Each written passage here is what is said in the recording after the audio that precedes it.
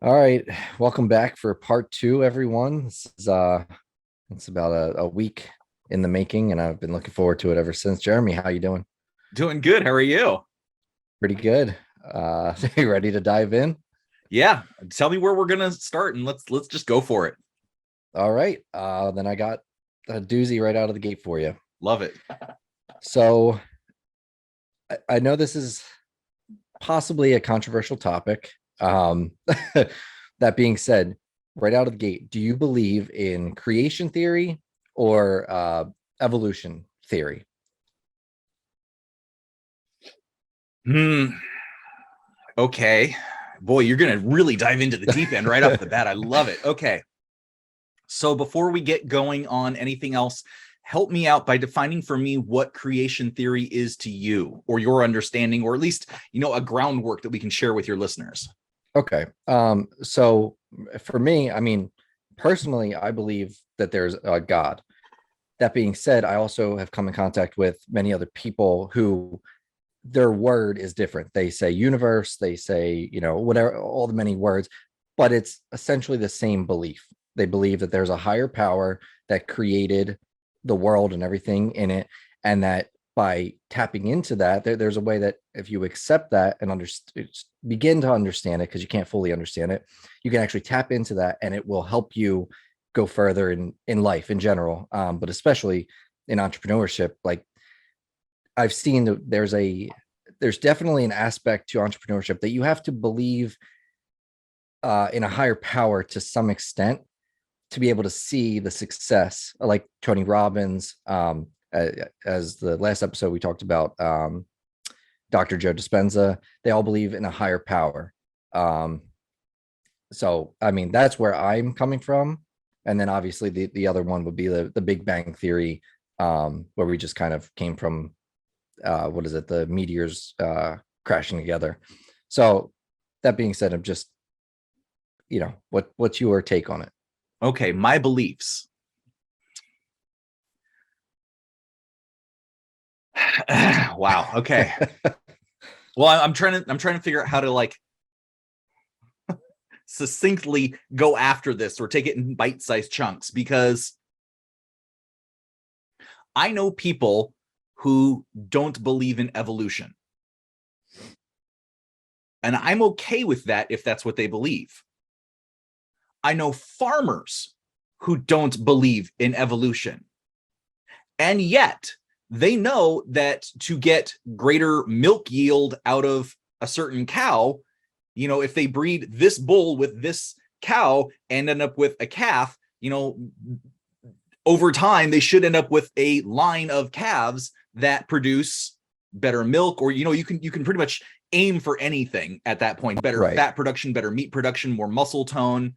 But they don't call that evolution. Not to interject here, but that I would consider it, or I would call it microevolution, which I do believe in.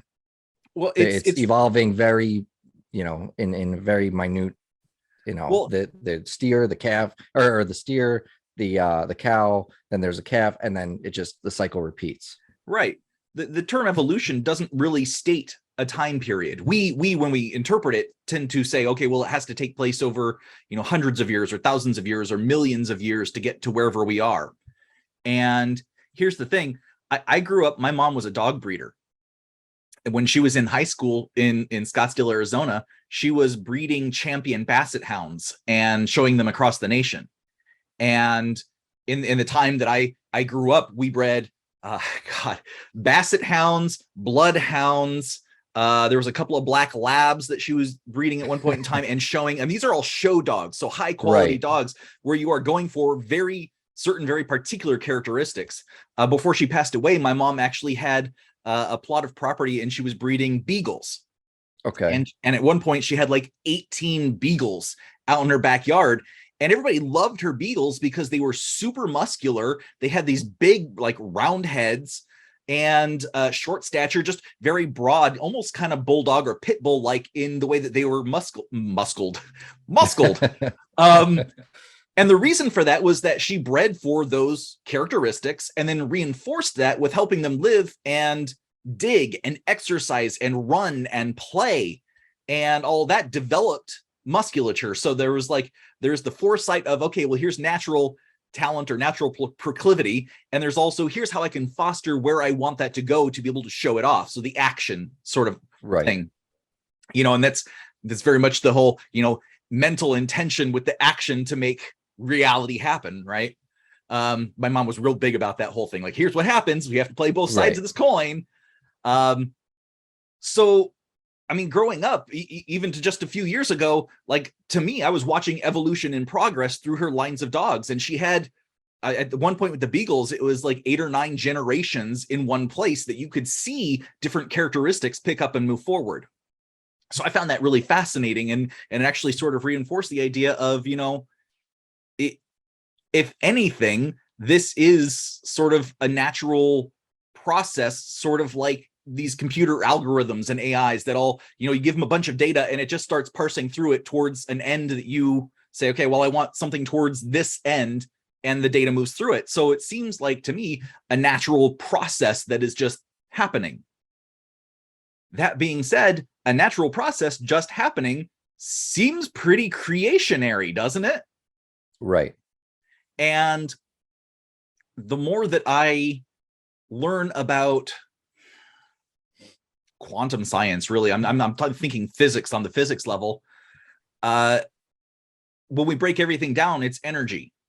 Okay, you're energy, I'm energy, the wall is energy, the plants behind me are energy, like all that stuff is just, and when I think of energy, I start to think of atoms, and I break those down to the subatomic particles, and I break those down to quarks, and I break those down to, muons and all these things that make up quarks, which are nothing more than something, nobody can really say what, but something pulsing and radiating because it's moving so quickly and doing this whole vibration dance, that it merges with other things and draws and repels, and like that seems like a very Matrix type sci-fi concept that, here's all these things just around us that is us, and that we are all one.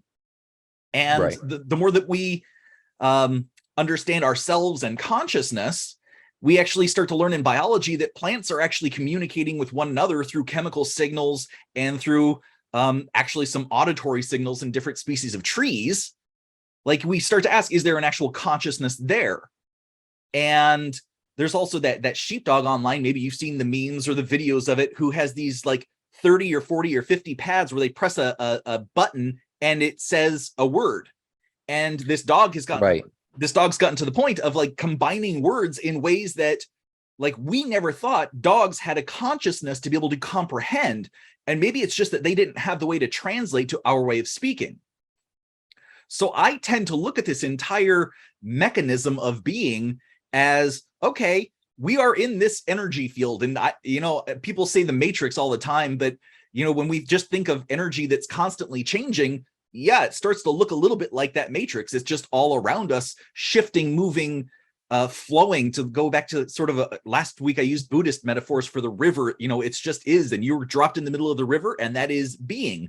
And you can swim back and forth to with the current, against the current, to each of the coasts, and you're just stuck in this current. Quantum science reinforces that. Now, if one of the aspects of life is that your energy, your consciousness, your piece of divine being, perhaps, that is greater than you, just happens to lock into the energy of a physical body for a short period of time, then, those things that we consider alive, which plants, animals, the planet Earth, like all of these things that have a dynamism, have a dynamic quality about them, there's consciousness there. So to me, God, the universe, all of this is sort of this essential I am everything experience of consciousness. In which case, that's sort of creationism too, because it is. I think, therefore I am, right? And so whether it's Big Bang or what, I do think that there is a higher consciousness, a higher essence, because as we move beyond ourselves, in quantum fields, I'm going to jump right back into that. I have my magnetic resonance field. Some people call it the aura. Some people call it, look, it's just a magnetic field. It's, a heart field. It's all these different names that we've given to it throughout. Is that your seventh sense? Yeah. They refer to it as the seventh or sixth sense or seventh sense. I can't remember. Sixth sense. Well, it depends on how you I know look you at have things. 5 senses, but then they have the sixth sense is your, yeah. So I guess it would be referring to your sixth sense, which is the being around you, the energy field around you. And then the seventh sense they refer to as what you can do with that being. There's another level to it, which gets really deep. And yeah. I know people that'll say that there are 10 senses, and they'll start naming off proprioception and all these, if you close your eyes and hold your arms out at different angles inside your head, you can tell where your body is. Right. And partially that might be sixth, seventh. I don't even know, but there's more senses than just 5, a lot more. Right. And it has to do with all of the subtle ways that our cells, our cells actually have receptors for light and magnetic fields and all these other things. And when your cells have those signals, they release proteins and other messengers to send the brain, here's what's happening, that tells us what's going on. Now, you have your space, but and anybody in your audience who's ever been in love knows that when you're in that space, you feel very different. And oftentimes you feel like you and the object of your affection are really sharing the same kind of field, the same energy, the same all of that. And what we see in healers, actually, in alternative medicine, energy healing, is that they're utilizing that connection. They're utilizing that sort of I am and you are and we are the same sort of quantum space to heal.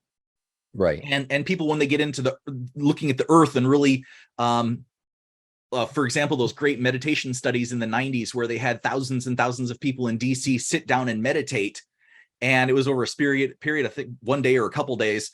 They've done this 5 or 6 times in the world. And what they see is crime rates go down, violence goes down, hate goes down, and all these very statistically measurable levels, the world becomes a better place. And because you're all getting back to that original, hey, we're all on the same level. You're all joining into this field, and it affects everything.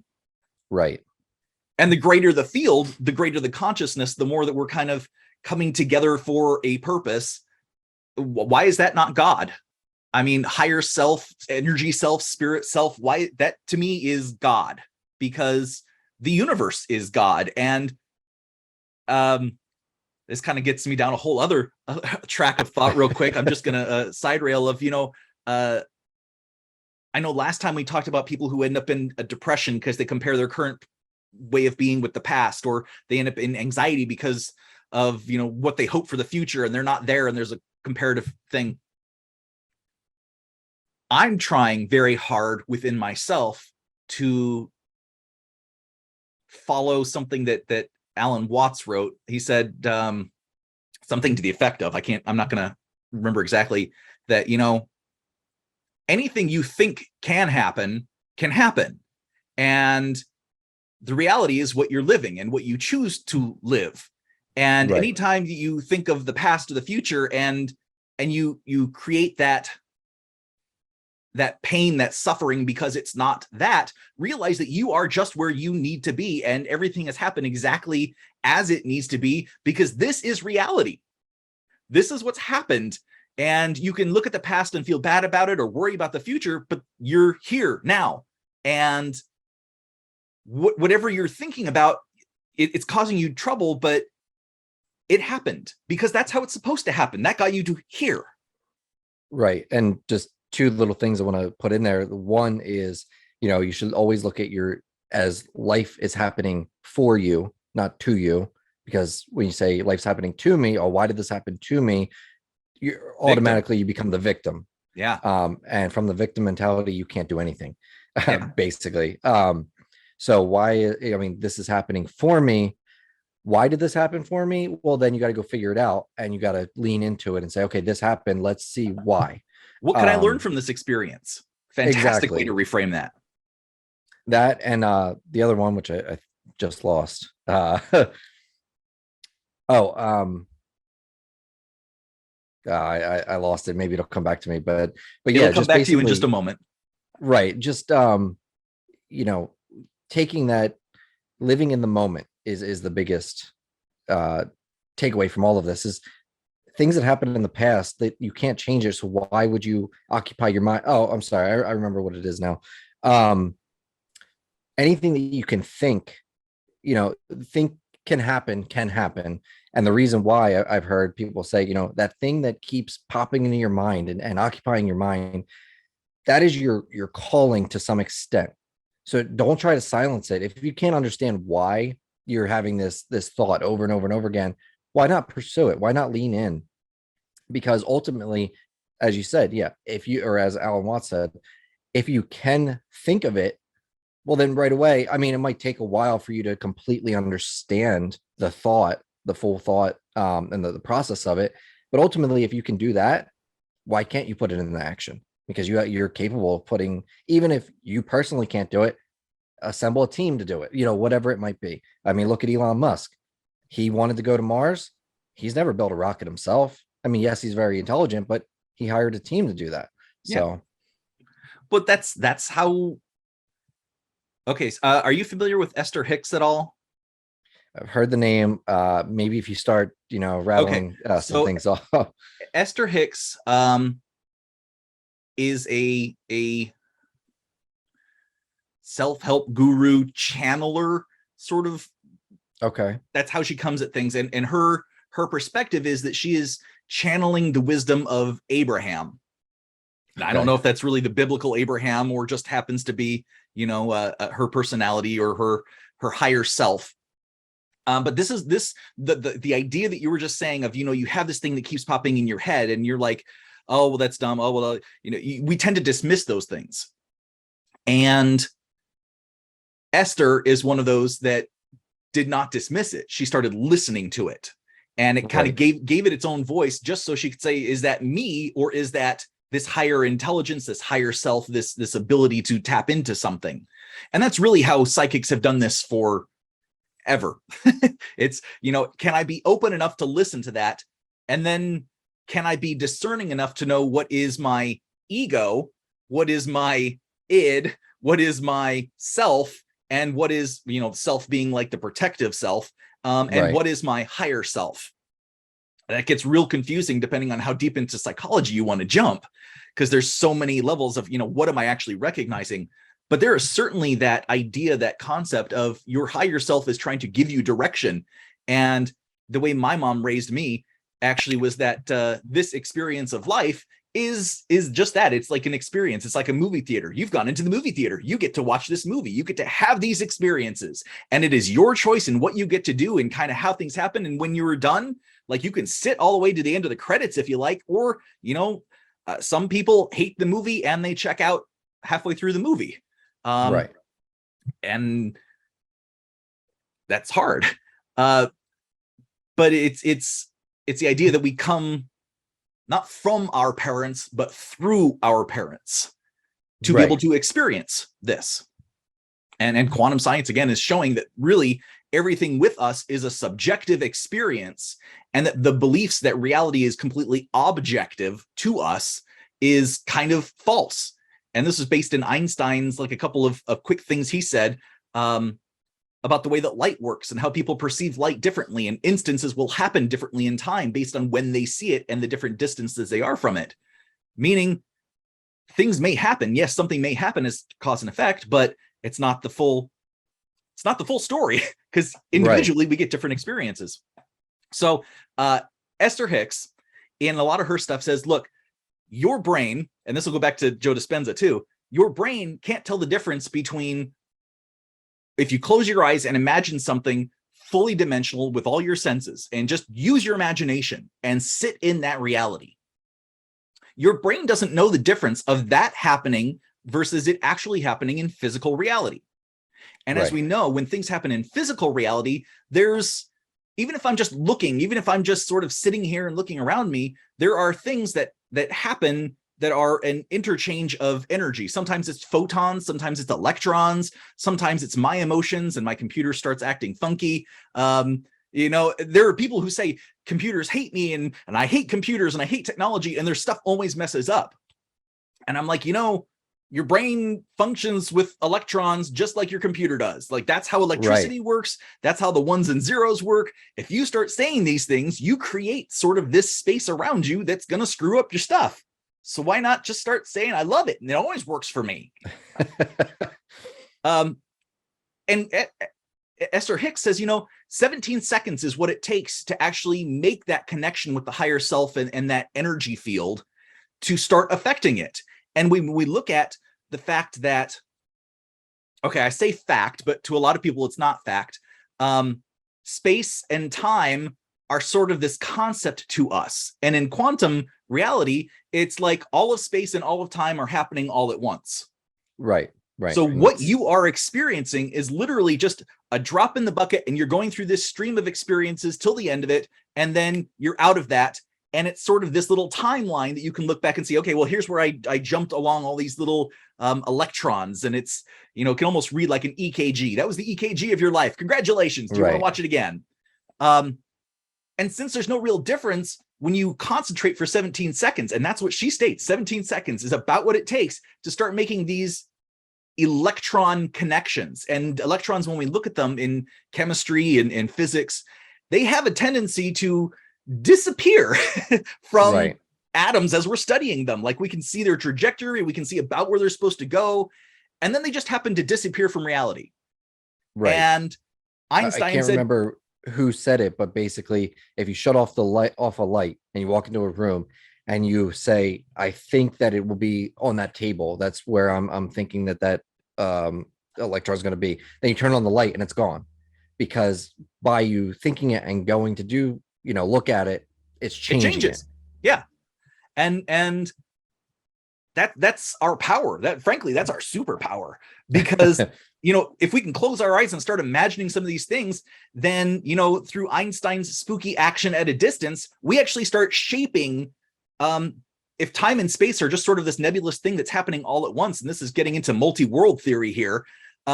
We just happen to be experiencing one, but every moment you close your eyes, every moment you picture and make a decision, I'm going to start living this, I'm going to live in this reality, I'm going to shift this in life, there's a great meme online where a woman says that she goes into the shower every day, closes the curtain.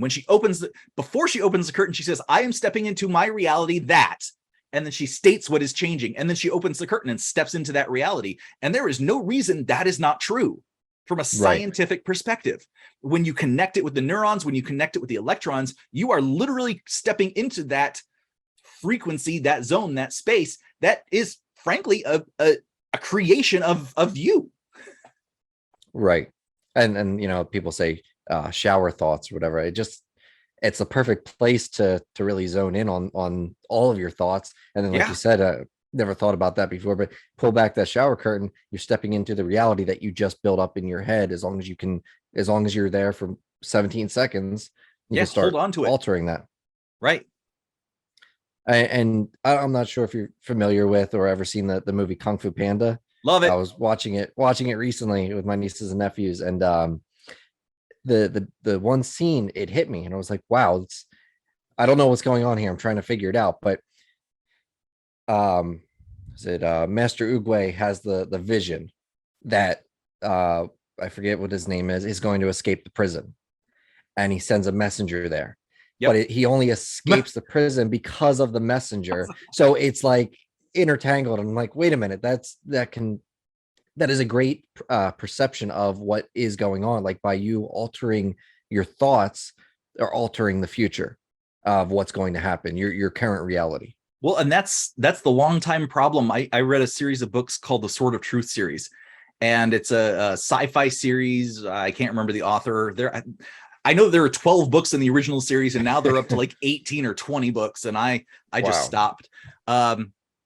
But there's, throughout the entire series, they're like, well, the prophecy says this, and the prophecy says this, and you have to step into your power in the prophecy, And throughout the books, they're like, yeah, but there's a problem with prophecy, and this is what everybody says. This is the problem with Nostradamus. This is the problem with everybody. When they're seeing prophecy or viewing it, they're viewing it from, if we've got a pie chart of what the prophecy, here's the prophecy pie chart, and Nostradamus sees this 33%. That's great. And maybe if we're stepping into that pie chart in 3-dimensional and we're in that 3 to 3%, we see these giant walls on either side of us going down to a cone in the middle. And, you know, maybe these walls are showing him the vision of what this means and everything. But there's still 60%, 66% of that pie chart that is unknown. How things happen, why things happen, the meaning behind it. Like having a prophecy for anything doesn't mean anything because you don't understand. And frankly, you can't capture the rest of reality. Right. And that's, right. You know, that's and the that brings challenge it with back some of that. to the next, I guess, question for you is, what are your thoughts on dimensions? So they say that there's a total of, I believe, if I'm not mistaken, 11 total dimensions. I know that most people say 10, but I've seen that there's 11 is the top, or maybe it's 12. I can't remember now. But basically, we can only see 3 dimensions, and we can comprehend a 4th dimension, but that's as far as we can go. So traditionally in our understanding, and this is based in religious texts going back 2,000 years in my head, but probably longer than that if I actually try and search into other cultures.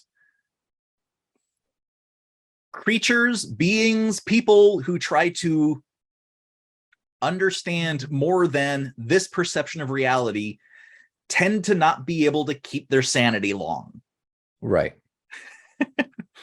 So there's that. So that tells me that where we are now, okay, 3 dimensions is pretty much where we're at. Although, again, comes back to, are we defining time as a dimension? Is time the 4th dimension, or is that just something that we happen to be experiencing in a moment to moment and it doesn't actually exist? Quantum science. Right. So 11 dimensions, I believe, is basic string theory. And string theory, I don't know, some people say it's been disproven because, you know, as the CERN reactor gets cranked up and breaks down these particles more and more, we're not finding basic little strings that are vibrating in the core of the universe. Nor are we finding particles that represent gravity in any real meaningful sort. So, you know, some of these theories are a little bit out there and the math doesn't completely add up with a couple of, you know, unless they throw in like, well, we're going to shortcut this and shortcut this piece. Right. I'm not the math side of guy. I'm more of the creative thinking and understanding kind of guy. So I don't understand the math, but I get that, you know, I get multiple dimensions in terms of, what we experience and the potential of what else is out there. And that kind of goes along with that whole idea of, you know, if you're expanding what you are, if you move beyond the body to the energy, then you are bigger than your current self. If you move beyond this body and consider yourself a single cell of an organism that is the earth, then the energy field is greater and possibly the consciousness therein is greater, even though it would have a different goal and orientation than what we would see. Then there's no reason that greater levels of consciousness wouldn't grant you access to different levels of dimensions of understanding, right? Right. And that's sort of go ahead. That's sort of how I look at it is, look, there's got to be different dimensions going on. I know that there's a lot of 5th dimension stuff, like moving from the 3rd dimension to the 5th dimension. And that has a lot to do with, there's again, that's that woo-woo field. My mom was big in it. So I grew up with a lot of that of, you know, the 5th dimension is really letting the energy body be part of who you are, part of your intuition, part of your understanding, and helping lead you into the places in this life where you are meant to be. Right. Sort of like Doctor Who. I can change some things, but some things are fixed in time and space and have to happen. Right. And so multiple things here. One being the Sorry, I just love dropping Doctor Who in the middle of all that. the the one thing would be that, they call it the veil, what we can't see. There's so much more to our world around us, to the universe around us, but we can't see it. And then, they, at least the experiences, because I've never had an experience with it. But everyone that has done DMT or even ayahuasca to an extent, but I think it's mostly it's the DMT in the ayahuasca that they say, they kind of feel like they're getting shot out of their body in a rocket ship, and it's just their, whatever you want to call it, but their soul. It's just their being at its essence, like the energy form. And they don't have a body or anything around them. They're able to, they don't have eyes, but they can see everything that's happening, and it's all just an energy field. And obviously you feel like one with the universe and everything around you, but you're also able to see other things that don't make sense to us as humans. But they said there's other living things in those dimensions that we can't even comprehend. And they've tried to sum them up, and they tried to give names to them, and like you said, people who try to really understand those other dimensions, they lose their sanity very quickly. And that's why someone that does psychedelic drugs, especially hardcore like ayahuasca or DMT, too often end up going crazy. Is there a question in there? Because I really guess, jump in with something. I just want to give you my, the opportunity. I guess my question is, what's your theory on that? Being able to see through that veil. We touched on a little bit in the last episode, but being able to see through that veil and interact with these things that we otherwise wouldn't know existed. So I was watching a documentary that was, oh gosh, that British guy, Sir David Attenborough. Okay. I think it was on Netflix, and it was about color in nature. And they tried as best they could to show the viewers what the world looks like to like certain types of flies, spiders, and hummingbirds who detect and see ultraviolet light that we can't see. Right. But they don't have some of the other color recognition. The rods and the cones are different than exactly ours. And then they showed the perspective from a tiger, I believe it was. Okay. And the tiger had a red cone and a blue cone, but no green cones in his eyes. So for your audience, red, blue, and green, RGB, the same thing that we use on our computers, mimic cones in our eyes that detect those colors. And those tend to be concentrated around the iris and the pupil of the eye, at the back side of the eye. And then there's things called rods, and the rods detect two different things. One is black and white, and the other is high contrast and motion. And those tend to be in the sclera, the whites part of the eyes, and towards the outset. And it's when you notice attention at the side of your eye, it's usually the rods that catch your attention, and then the cones help you identify and create contrast with the rods to give you a fuller picture of what that looks like. Okay. So the tigers, or maybe it was the gazelle the tiger was hunting. I think it was the gazelle. Okay. I'm trying to remember. It's been a couple of months since I watched this. Right. Anyway, what they showed was that this creature, was the gazelle, only had red and blue. And the green, kind of like your computer screen, kind of like your phones and all that, green creates yellow. Like it's that shade in there. And so when the tiger was going through the grass, this creature literally could not see the tiger that was hunting it, because it just didn't have the ability to perceive that color. Right. And that, that made it all the more dangerous, because with the stripes in the grass, it created the perfect pattern that was very hidden. And as people, we go, well, that grass is green and that tiger is yellow, and of course it should see that. But because of the function of the eyes and the physical nature of how it's constructed, it can't see it. Contrast that with the mantis shrimp, who has, like, oh my God, that animal sees more colors than I think any other on the planet Earth. It has so many different cones and types of shades of colors. It sees in rainbows in everything. So much subtlety. We have this weird little meat suit. And a lot of times this hidden veil, this idea that there's something more, is not from what we see. It's sometimes not even what we hear. It's just what we feel. Like we Right. feel that there's something more in there. And when people do drugs, they're tapping into the, these deeper conscious things. And, they're tapping into like Ram Dass and his master would go and meditate for days and weeks and reach these states of higher consciousness where their energy, their brain waves were doing this crazy gamma frequency for so long, so hard that it like would release natural DMT into their system so they could see these things. And that's not really a sensory thing. That's a drug-induced thing, but it also tells us that there's possibly more out there. Are you familiar with the work of Dr. David Hawkins? Not really, no. Okay. So this guy, I don't think a lot of people are, and it's totally cool.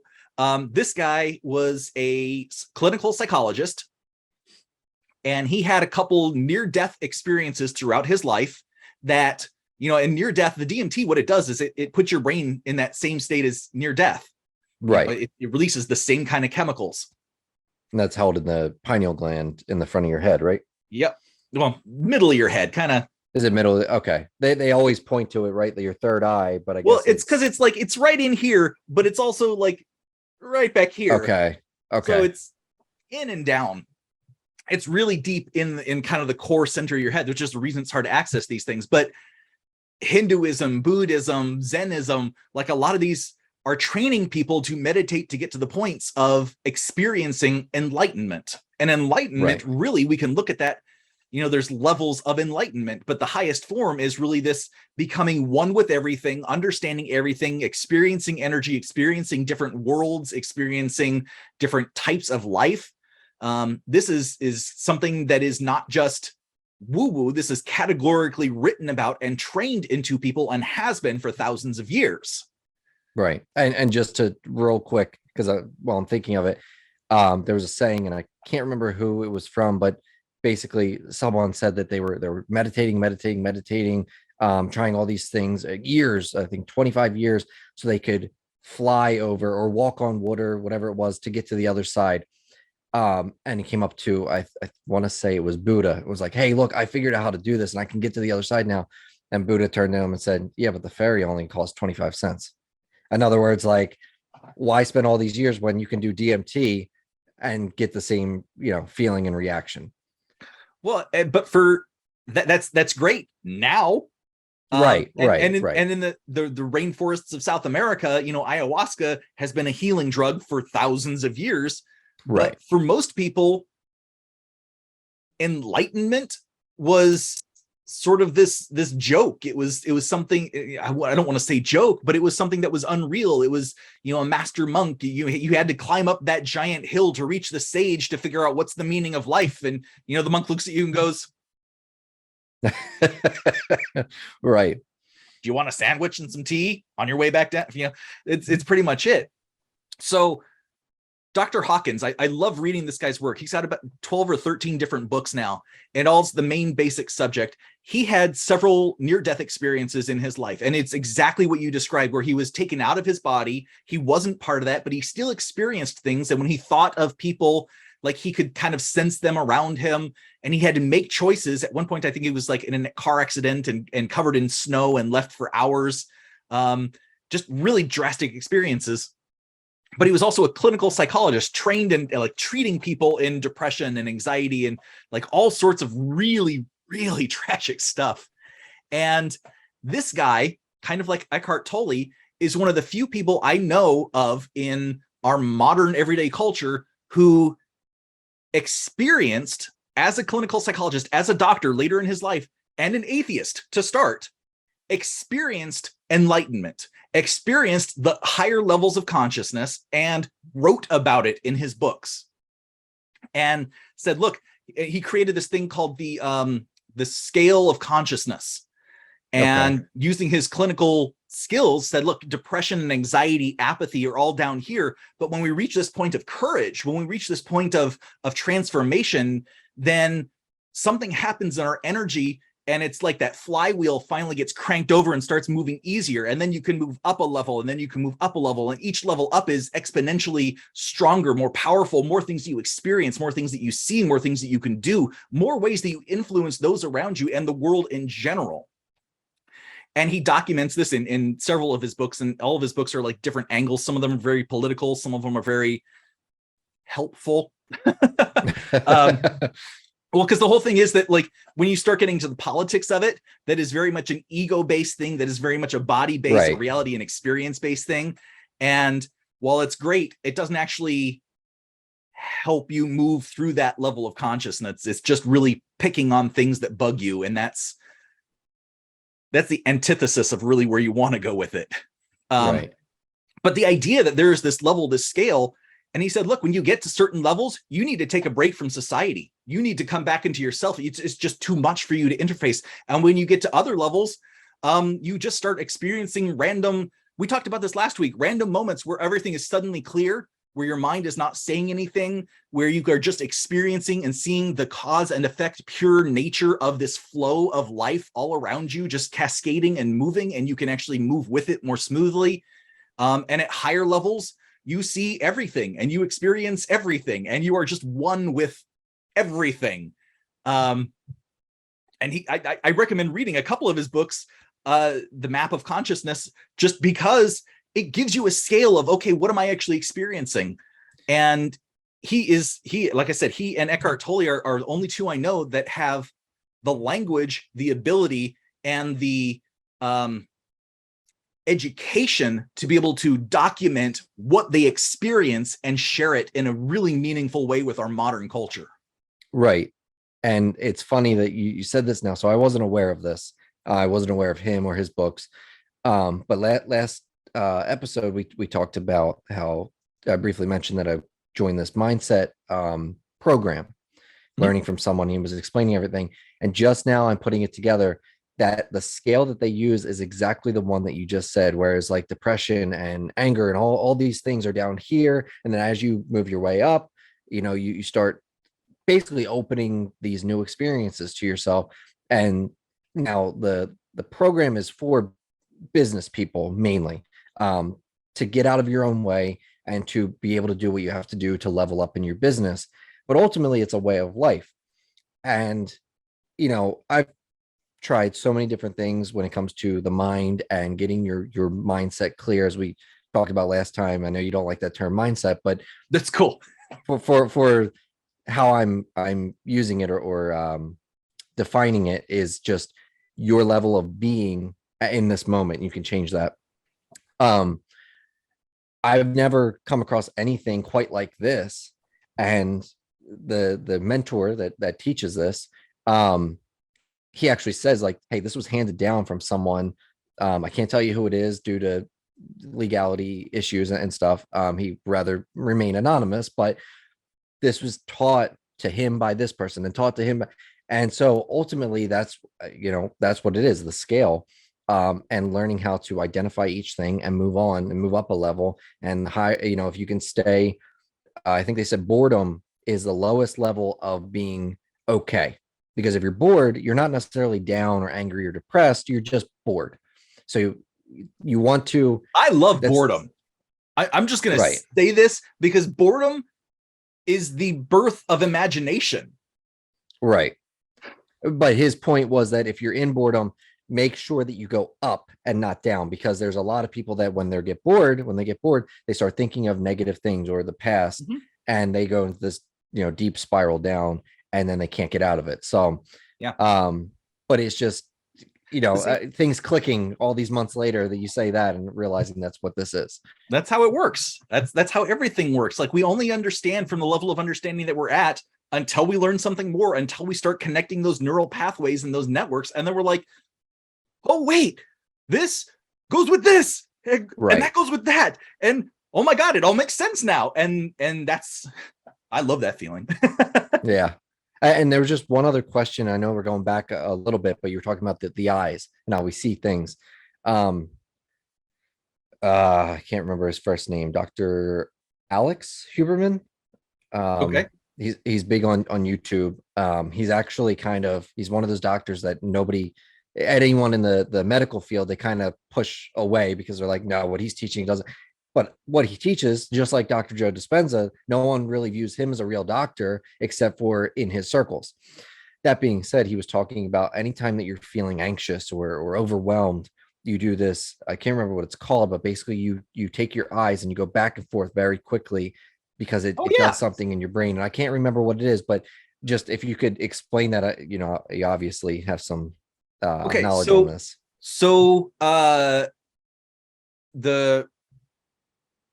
I almost had what it's called. Rapid eye. A couple more letters to the acronym. Desensitization something. So what happens, and there's a couple different ways to do this. There's a couple different technologies about it. There's a couple, it actually goes along with tapping. If you're familiar with either free energy freedom tapping technique, something like that. It's like tapping on different points around your body. So a lot of these have to do with how your physiology was base programmed for survival, and recognizing that even though we've got all of this cool stuff around us and microphones and, we wear clothes and we don't just have to wander around naked and hope for some cave to hide in, our base physiology has not actually changed that much and updated with all the stuff that's actually happened to us. And in fact, through the Middle Ages, like the standard quality of living for most people was pretty low and comparable really with a lot of trauma and just living caveman kind of times. So what you would have to do, I mean, if we imagine this as a cave person, this is how I like to think of it. It helps me if I just step into that role as a cave person. I wake up, I yawn, I'm hungry, so I've got to get some, something to eat. I don't know what that looks like, jerky of some kind of beast. But when I step out of my cave, the first thing that I have to do is survey my landscape to make sure it's safe. Right. If I don't do that, there's an anxious part of me that's going to be thinking something is going to attack me. I haven't assuaged my baser instincts, that reptile brain, the base mammalian brain, way deep inside here. I haven't said, we're okay. I haven't done a check on the perimeter. A lot of the eye stuff is replicating that physiological response of looking around quickly, examining everything, and I'm safe. Okay, I'm safe. Everything's good. Everything's safe. You can, the same experiments have been done by just telling yourself, "I'm safe. Everything is fine. I am."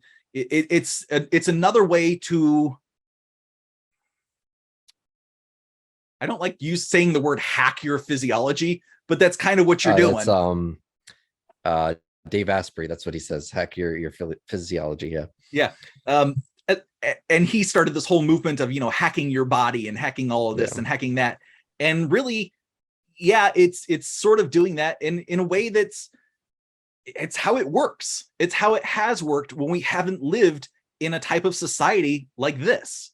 Right. And what we're rediscovering, actually, now's a really great time to be alive, because we're rediscovering some of these things that people do out of instinct, out of habit, and doing research into, this person, when they get really nervous, they look up, they look down, they look left, they look right, they look left and right a couple of times. Maybe they turn their head and they start, tapping on this spot right up here. Maybe they tap on the side of their head, or they press the spot in the middle of their hand, and they do it automatically. They feel a draw towards doing it.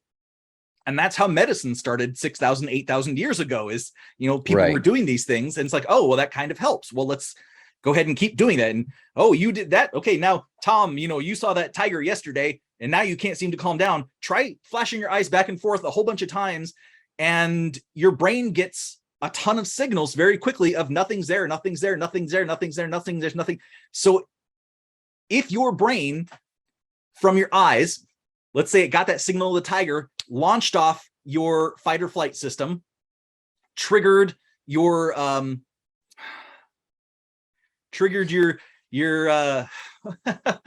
come on, Jeremy, it's right there.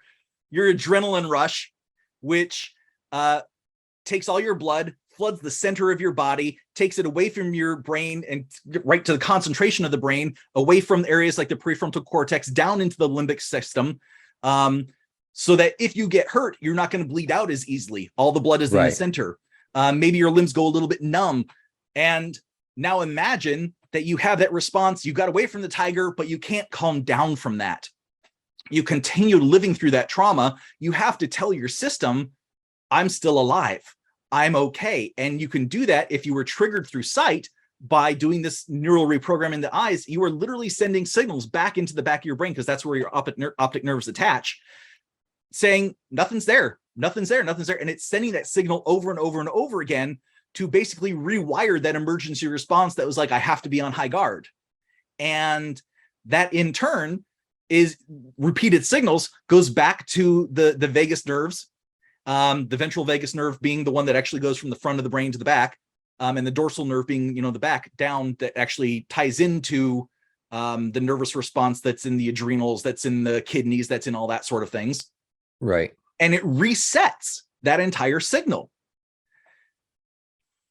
That's going to calm you down. That's actually going to take you from the point in your, we talked last week a little bit about how as you grow, you have this experience that gets broader of what you can take and what you are able to come up against and overcome, and the fear, how it doesn't stop you.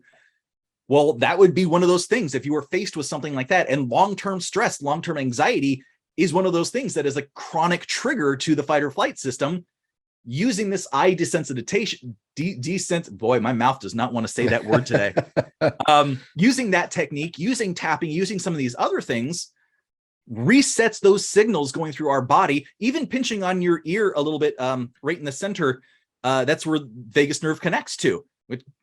It's all connected, man. So it's just triggering your body, telling yourself that it's safe to be safe. So what you said that reminded me of something that happened to me. When you kind of, that adrenaline rush comes down and kind of gathers all the blood in the center of your body. This is going back, I guess it was 14 or 15. I played baseball until I was like 19 years old. And so we had tryouts for the travel team. After all winter, just basically sitting around the house, not doing anything.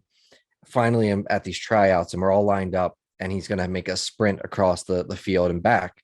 And so he tells us, all right, this is what I want you to do. Well, right away, my mind starts going, okay, you can do this. Like you got this. Even though I haven't practiced or worked out. And so that adrenaline took over. I got 3 steps. When he said go, everyone started running. I got 3 steps and my legs they were like noodles. They just, whoop, and I just, we were playing on turf too. So I hit the turf face down and I just slid the rest of the way. But I never understood why that happened. I didn't know what happened. And sure enough, like 2 minutes later, all the blood came back and I was fine. But it was the weirdest feeling. I'm like, what just happened? People were like, you okay? I'm like, yeah, I feel fine. It's just, I had no feeling in my legs. Like we talked about before with the Olympians, they're scared and they're excited. And it can cause the same response in the body. You were super excited to just take off and be playing the game and doing the thing. And your body is like, wait, we haven't quite prepped. You haven't quite trained us. We haven't, that's the point of training, is to get the body to do what it's supposed to do when those sorts of reactions hit. Right. And then another thing, saying step back into the caveman, just something that's always been interesting to me. And I don't think many people really understand it, but I hear a lot of people say the world that we live in is not the same world as the past. And I think they mean that quite literally. And obviously there's the discussion about Atlantis is actually, it used to be the civilization. Now it's buried under however much water and all this stuff. But just looking back at movies, even like Braveheart or The Gladiator or movies that like medieval times, where they would travel and they would go out and there would be these kingdoms, now everything is colonized and everything is for the most part, obviously there's still the jungles of South America and such and Africa. Yep, those that's not the way it used to be. Like there aren't any indigenous cultures anymore. We have reached Right. out, to my knowledge,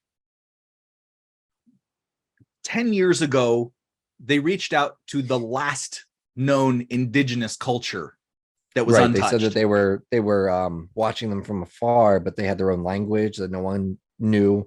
They were doing things that they were just no one they couldn't believe that there was an actual culture that was still But then functioning they, that way. but then they breached it. They like Did they had something happen and they breached that. And like, okay, so there are no more indigenous cultures, you know. And Right. I look at this like the Hawaiian culture. If you've ever been to Hawaii, I have not. okay, beautiful place, beautiful place. I've been to the Big Island, and I love the Big Island. I feel really, it's not guilty, it's not hurt, it's not sorry because I didn't have anything to do with it. But when I see what the native culture, Polynesian culture is there, I get sad.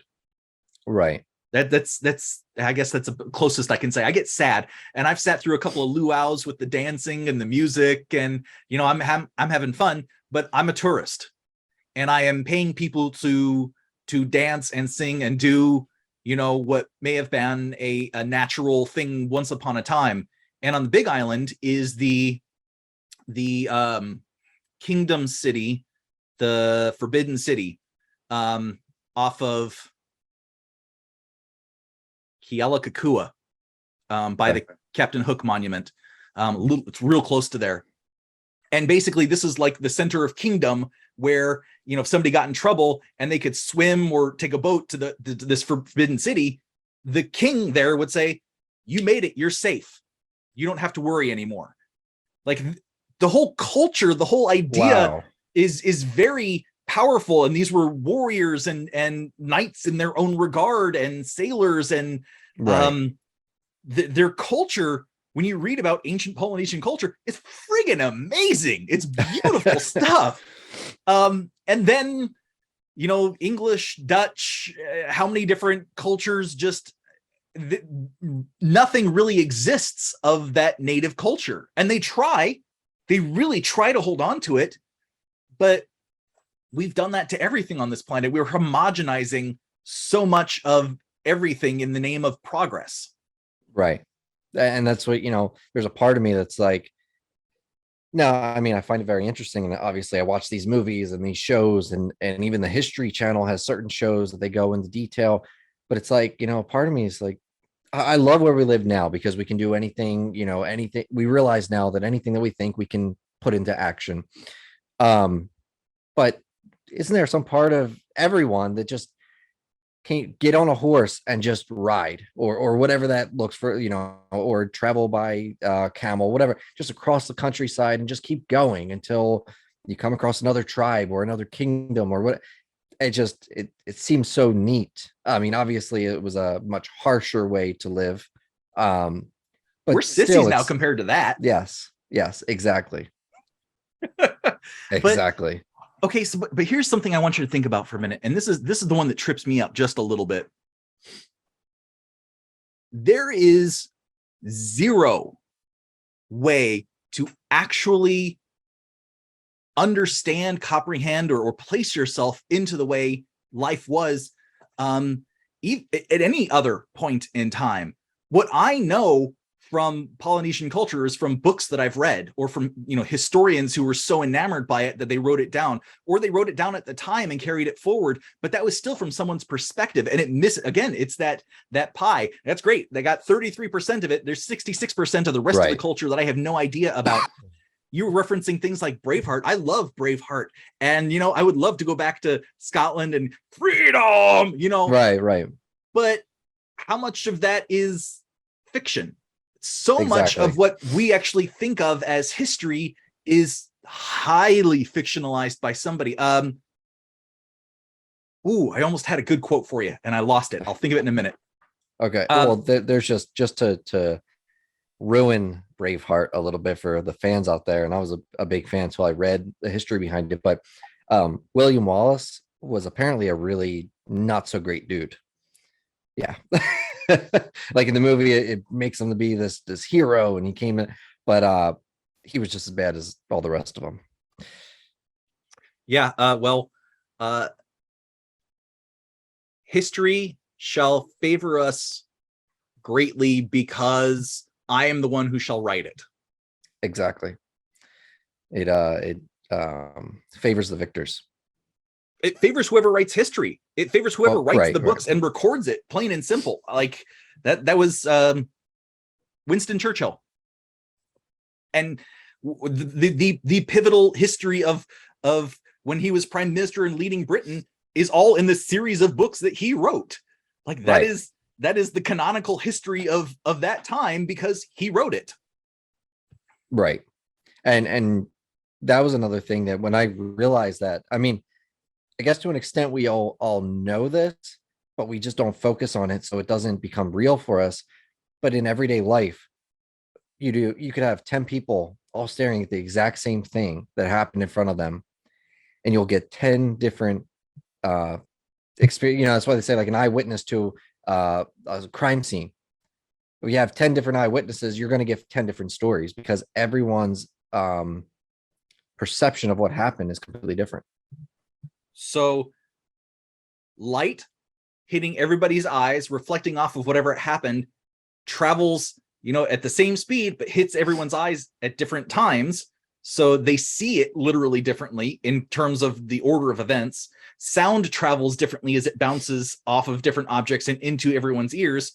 And then, as we talked about last time, the reticular activating system, here's all of reality. This is what filters down so that I perceive based on what I believe in my values about life, drastically changes everything that happens, plus my emotional state. Maybe I'm not in an emotional state to actually catch it. It's just, that's where I say reality is not objective. It is a subjective experience. It is your experience in this body happening for you and happening for me. And hopefully like this, we can find commonality and kind of like meet in the middle and go, hey, how's your reality going, man? Is it good today? Right on. Right. You know, if you say that, you go out on the street and you just say that, people are going to be like, whoa, are you good? I have. And I'm a weirdo to some people, and that's totally cool by me because that's just how I see things. Right.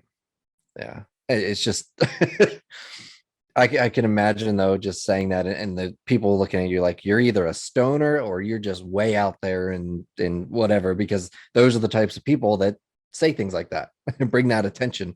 So, and going back to what you were saying, you know, what being in love, but not necessarily being in love, you know, human to human, but like having a pet that you love and you share this emotion with, especially under the influence of marijuana, or I guess other things as well, like shrooms. But it's almost like you start to begin to think and feel like you can connect, for me, with my dog, or any other animal on a different level, like understanding, like look, without speaking, without things that they're saying, just by looking in their eyes or the way that they're looking at you or the way that they're positioning. So, humans, for our survival, are designed for pair bonding through this whatever process that got us to where we are. Back to that caveman brain, it drove cultures, Neanderthal, Denisovian, like all the different human cultures, sapiens. Right. It drove them, and that's part of that prefrontal cortex, the recognition of others, the mirror neurons that tell us, okay, what is somebody feeling? The whole idea of reciprocity. I do something for you, you do something for me, question mark. Like, we are designed to be social. It is how we support each other. It's actually how we feel better about ourselves. It's how we feel better about our society, our life. We are designed to pair bond. If we don't have someone or something, or that we feel a lack in a certain area, and this can actually have to do with how we were raised and the traumas we experienced, we find objects or animals or other things to pair bond with so that it fulfills some of those obligations in our neuropsychology. I tend to think of Castaway, where Tom Hanks is pair bonding with Wilson, the volleyball. Right.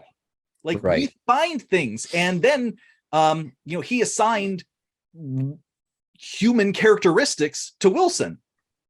My cat, I will tell you, when she's like, meh, I'm like, oh, you're hungry? Okay, yeah, I will go ahead and take care of you. Or, Right. meh, oh, what's wrong? Did you do something? Oh, your nails caught on the carpet. Like, I have gotten to the point that I can interpret, and that's just it. It's an interpretation of familiarity because I've pair bonded with my pet. And Right. that doesn't require, to me at least, doesn't require marijuana or anything else. It's like, that is just part of who we are. We see faces in things because our psychology wants to see faces. We see people, we see recognition, because that's how our mind is actually trained for survival. A lot of these base neural networks come from the first 3 years actually of life, of growth. I am a tiny baby. I am lying. I am hungry and I can't do anything. I can't move. So I'm going to cry because it's all I've got to communicate. Right. And then this thing appears above me. It's got 2 eyes, a nose, and a mouth. It could be a horse. That could be a dog. It could be my grandparents. It could be pretty much anything. But we learn and we train ourselves, sometimes often unconsciously, to pair bond with these things, because early on, this is how we get care. This is how we get attention. This is how we get what we need for our survival, because we come out half-baked and we pick up the rest of it as we're going. Right. And let me correct myself and say that, especially after everything that you just said, the drugs just intensify it. Because it's speeding up your brain and slowing down your reality around you. And then you can sit there and be like, oh, I understand that. Like, I thought I had this connection with you on this level, but now it goes even deeper. It creates the space. That's how I look at it. Like, substances like that create the space for your brain to fill in all of the other things that it may not regularly notice. Okay, that makes sense. And actually, I kind of feel like alcohol does the same thing. Like, for some people, it creates the space for them to actually enjoy themselves. For some people, it creates the space for internal anger, anguish, and turmoil to present itself. It's all the stuff is really just creating space, which becomes more than a reaction than a response. It's something we just start to go with because we don't think about it and respond. We just react. Right. Okay, so I have one more topic that I would like to touch on before wrapping up. But before I get into it, I just want to turn it over to you. And is there anything else that you would like to add? Any topics that you would like to talk about? So for your audience, I'm going to plug myself for a moment, just because, we talk about mindset, we talk about how the brain works, we talk about perception, we talk about feelings, emotions, how we are trained. I use all of this stuff in branding and marketing. I use all of this stuff to help people create logos that grab attention, to create websites that actually like deliver and create leads or get people to sign up and book. Because on top of all of this stuff that I'm sharing with you, and it's sort of, I know it feels like piecemeal all over the place, but it certainly has like a unified concept behind it. Right. Like, my base training is as a fine artist. I went to fine artist high school. I graduated valedictorian from fine arts high school. And in fine arts, in studying the humanities and history of art, it's all about getting people to look at a painting or a sculpture, drawing their eye, creating attention and pushing and pulling it's frankly manipulating how people experience something. And then when I went to design school, it was the same thing. Oh, you get them to read the headline first and then the subheadline and then the next line, and put the picture here, because if you put it too big, it's going to take away the attention. So everything that I'm talking about, I use to help my clients in their business get better business. Right. And if I had known that it wasn't explained to me, it was always there, but it wasn't explained to me. If I had known that that's what fine arts was, I would have gone to fine arts high school and I guess grad school and stuff like that. I would have been excellent at it. I didn't know that was an option. Unfortunately. Yeah, a lot of people don't. And the education that I had really, particularly in art history, looking at the evolution of even the caves of at Lascaux, which are cave paintings on the ceilings that are prehistoric. And we've discovered cave paintings like that in South America now that actually predate Lascaux, that feature bears and horses and all these other animals. Okay. Like, this is people perceiving and shaping their reality by depicting animals in their time. That is sharing reality. That's what you and I are doing right now. We're sharing a moment of reality, sharing our perceptions of what we think and how we feel, and what we understand about how others see that stuff. Man, it's awesome. This is the core, the heart of being human in this experience to me. And I love it. It's just such a shame when someone says, I don't have time for that. I don't have the luxury to slow down and think about why things or how things became or how they were handed down because I'm too busy working this job or I'm too busy doing this or that. That is why I exist. Plain and simple. I have done that work. I've got a master's degree. Like, I have done this. I've been living in it since I was in middle school. And then getting to the point of understanding like the brain and the mind and the I've taken so many human physiology courses. So I understand like not just the mentality of it, not just the psychology of it, not just the mental reprogramming aspect, but also, and I talk about quantum science enough and chemistry and physics and all that, but also how it affects the body. And, you know, if we wanted to talk about acupuncture and 5-element theory, I could go into that.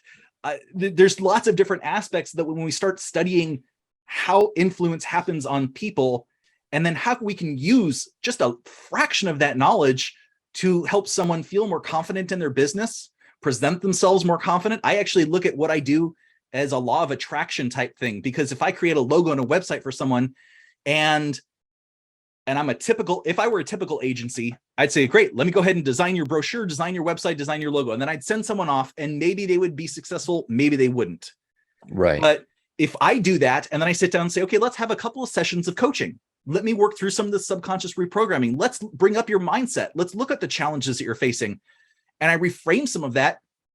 Suddenly, the marketing that we've created, the branding that we've created is like, all you have to do is in here say, this is me, not whoever this was before, not the challenges, not any of that. I'm now going to live this. And by having this reality out in the world, I'm already presenting the world with the reality of who I am and who I am choosing to be. That's just law of attraction, waiting for people to resonate with that and come to you for that service, whatever you're offering. Right. And so after this next topic, I'm going to turn it back over to you to let people know where to find you again. Okay. What you're offering exactly, and where, you know, because I mean, I know I'm the one talking to you here, but for any listener, like if I was listening to this, be like, okay, where do I sign up? Because you obviously know what you're talking about. So you gave me an opportunity, so I was going to throw in a plug and just kind of wrap it all back into what I do. Yeah, and that was done perfectly. Super. So what do you got? Hit me with the last one. I can't wait. Last one is, you know, there's, I guess you could say, arguments about whether or not the Egyptian culture was actually more sophisticated, more improved than we are today. And so going back to that, I want to keep that in mind, and then also say, look at the work of Nikola Tesla, and what he was working on right before he died, which was later found out that all of his work, all of his documentation, everything in his lab was confiscated by the CIA. The last project that he was working on, it's not talked about very often, but where he was in the area that he was working in his lab, there was a earthquake to an extent. Everyone came running out and they said, what is this? And he said, oh, it was an earthquake, because he wanted to hide what he was doing because it wasn't ready, because he realized that the vibration, it was essentially a vibrational tool that he realized that, and correct me if you know I'm stating this wrong, but basically, depending on the vibration, it had the ability to basically crack the earth in half or in pieces, depending on the frequency of the vibration. So I guess it's not really a question here, but basically, where is your standpoint, or where's your views on this? The Egyptian culture and how far they have come, and were they actually, um, you know, way ahead of where we are right now? And then also things like that we are hearing about and seeing today, such as UFOs that we can't understand, that they defy gravity because they can go up and down in milliseconds. But when you learn more about it, it could very well just be the CIA with technology that they have create or found out from the Do you believe that? creations of. I'm open to anything from Tesla, from certain things that he realized, like between the pyramids, um, the math behind it, the quantum physics behind it. So yeah, I just want to hear your theory on all of this. Okay. Oh boy, you just opened a Pandora's box, and I love it. I love it. That's why we're finishing on this one. This one's going to be Yeah. So you just left me like 5 topics to touch on. So I'm trying to prioritize in my head. Okay, where do we go with this? Let's start with Tesla. Okay. Because I friggin' love Tesla. This is a guy that came up with a more efficient way of dealing with power and took it to come on, Jeremy, his rival, Bell. Thank you. Yeah, I was going to say the Alexander telephone Graham guy. Bell. Yeah. AC versus DC, right? And Niagara Falls is based in Tesla's technology. Tesla had a tower in, I think it was upstate New York, maybe it was Rhode Island, Okay. that like shot lightning people would say it shot lightning bolts up into the clouds like all the time. And about that same time, it was said that he actually had a car that was an electric car that he built that had like a little cylinder key that he put in, and then like there was no power in it whatsoever, but the alternating current clocked with that electric tower and gave it its energy to run. They say that he had experiments that he put in Colorado, that he put light bulbs into the ground, and somewhere where he was pulsing energy into the ground and the air and using the ionosphere, lit light bulbs in the ground with no wires between them. That was in the movie. They portrayed that in the movie, The Prestige. That's right. Very good. But I mean, there's so many stories. He designed a death ray at one point, and he studied vibrations. He said, look, if I find the right vibrational pitch and I create a machine that does this vibrational pitch and I put it on, it's got a little tuner on it, and I put this on a bridge, I can tune in to the frequency of the bridge that deharmonizes that bridge, because that little vibration all of a sudden causes bigger vibrations in the bridge. And if it's enough of that, it will collapse.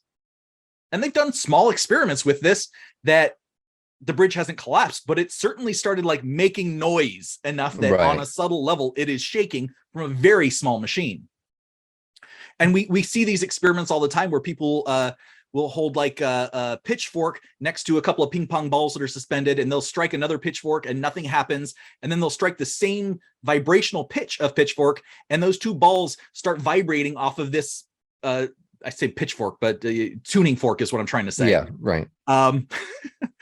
Totally different thing. Different. Yeah. Pitch, fork, pitch, tune, you get it.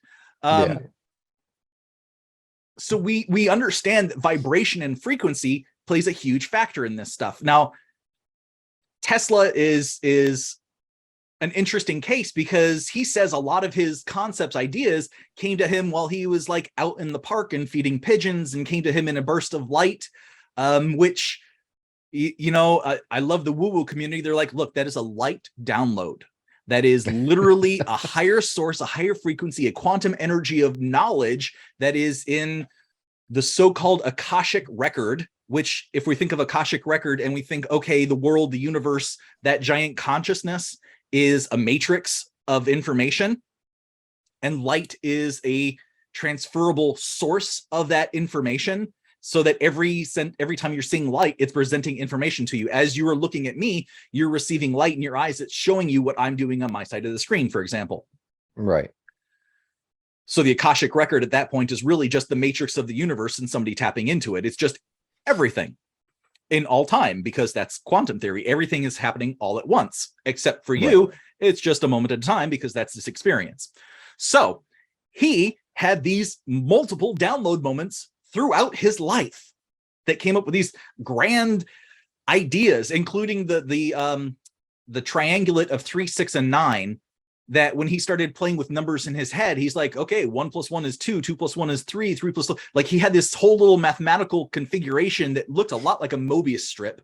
Only 3, 6, and 9 never fit in the Mobius strip. All these other numbers like touched themselves, but 3, 6, and 9 would only duplicate within themselves.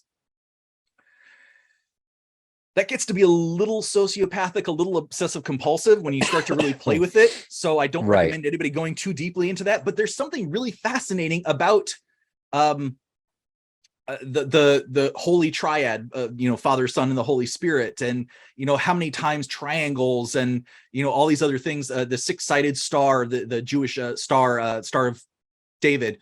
But even before common culture understood that was used in ancient Britannia, that was used in ancient Babylon as other symbols. We've stolen these symbols and updated them throughout time.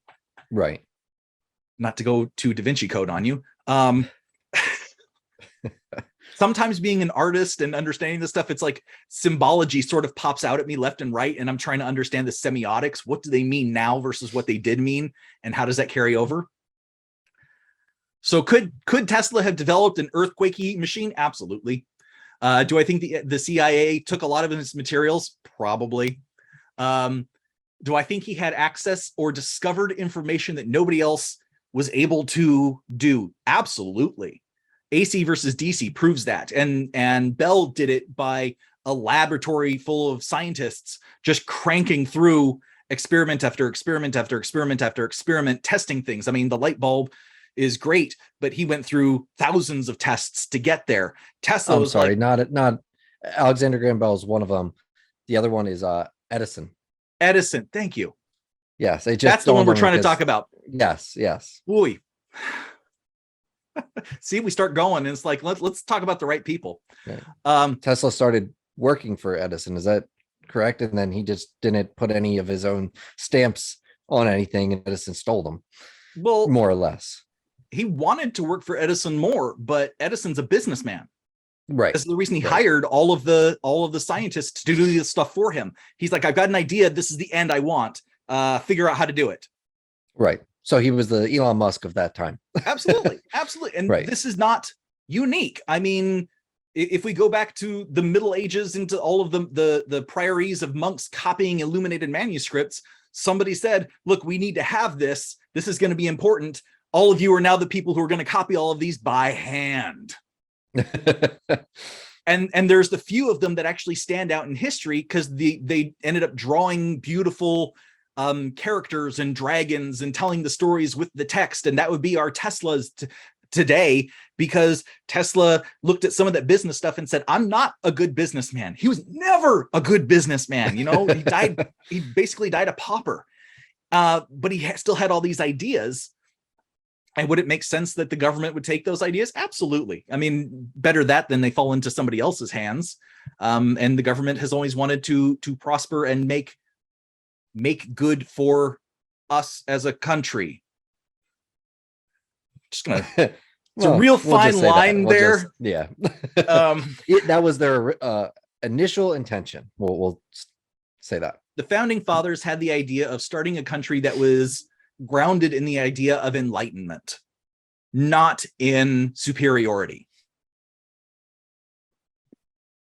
So Egypt. So Egypt, Atlantis, Lemuria, whether or not those two are the same thing, Babylon. How many others can we actually wrap in there? There's a lot of technologies that seem cuckoo to us now, that somehow they managed it, and we can't see it, we can't replicate it, we can't understand it, because if we can't see it and we can't replicate it, then we can't understand it. Sometimes there is a written story about something that happened, and we try to look into it, and it just still seems preposterous because we want to understand how, but it's a story. You know, how much of that pie is actually being shared, right? I'm glad we started with that analogy because it really wraps into a lot of this again. For example, ancient Buddhist monks are said to have been able to move several ton boulders through vibration. They would sit and chant and have these giant horns and blow on the horns and chant at the same time and send these several ton boulders flying through the air to land in a very specific spot. They had the math worked out, they knew it, and they used vibration and sound to make this work. This was documented and shared in a story through the 1800s. And speaking of vibration and different frequencies, they say that's through vibration and also through audio frequencies that there is a way that you can actually cure cancer. I mean, we talked about this last episode through, but why isn't this not a big thing? Why is it not in public? Well, because they're making billions and billions of dollars off of pharmaceutical drugs and whatever. Well, that's a different topic. Well, let me ask you a couple of questions, because again, if we're talking about vibration, if we're talking about frequency, at what level? Is it like through the vocal level? Is it through the cellular level? Is it through the atomic level? Again, we're getting right back down to that universe, consciousness, quantum science, matrix concept, right? Right. It all kind of ties back to what level are we talking about? Of course, it's all vibration. It's all everything, and it's all consciousness. It's just your position, your approach to it, which means you are God and I am God and everybody is God, and the chair is God and the cat is God, and because it's all just part of experience, and we're all here to just keep experiencing it. As we experience it, we create this wonderful three-dimensional reality. If you happen to, and I say this with the greatest lightness of don't do this, this is not you. If you happen one day to have cancer, is your first stop to say, I'm going to go to my doctor and have him cut it out of me? Or I'm going to find something that does some sort of frequency something and believe enough in energy healing to let this happen? Definitely that one. See, I think you're a rarity in America. Most people, when things like that happen, they go, well, what? The first thing they say is, I don't feel good. And okay, I need to take a step back before I approach this, because this is actually, the healthcare system is something that I'm familiar with. My wife is a doctor of acupuncture and Chinese medicine, practicing in a couple different hospitals in the Seattle area. We have these discussions about healthcare a lot. The first thing that happens is you go to some typical person goes to a doctor and says, I don't feel good. What's wrong with me? We want to know why we don't feel good. That is something going on with our heads. We need the why. They hear something like cancer, and there's a fear response immediately, because for most people, cancer means death sentence. That is not necessarily true in our society, but for most people, we've moved through this plague of that is the final outcome of it. Well, let me tell you, death is the final outcome of all of this. So if you're fearing it from that, you might as well fear it from crossing the street in front of a bus, or, your dog running out in traffic, and all of it. We don't get out of this life alive. Right. So it's the experience you have and the experience you choose to have while you're doing it.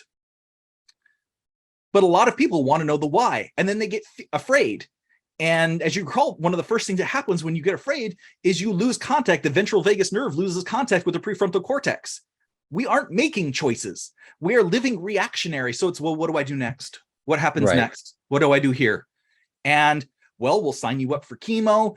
We'll go ahead and pump you full of these toxic things that hopefully kill it and target it. Luckily, we have a lot better science these days, including viruses now that target cancer and train the body to actually increase T-cell production and to target those cancer cells, because we learned that there's a DNA mutation in those cancers that really, when we look at cancer, it is a mutation of your body. And DNA, when it replicates, it double checks itself through telomerase. And these and and if it doesn't have enough telomerase because of stress, anxiety, depression, drugs, abuse, trauma, then that cell is more likely to mutate. And if it mutates and it doesn't get double checked, when it double checks, by the way, it's called apoptosis. It's cell death. It kills that cell. If it can double check it and it's wrong, it kills it. That's our bodies. We're so good at that. But if it can't check it, then that cell has a chance to replicate itself and replicate itself and replicate and keep going. That's cancer. That is a natural process of our body of living and breathing and doing what we do. So that's, I mean, and telomerase, by the way, we're learning in all the great science these days, you can increase that through meditation. You can increase that through proper nutrition, through exercise, through good levels of stress, which would mean pushing yourself just enough. Like, we can increase our ability to double check. And that actually is saying, hey, we should be able to increase our ability to reduce the chance of cancer too. Just That's one little thing, right? To throw in here. And this is, so one, that saying, you know, as soon as you hear the doctor say cancer, you go into reactionary stage rather than a great movie that portrays this. And it's actually a really good movie. It's just very sad.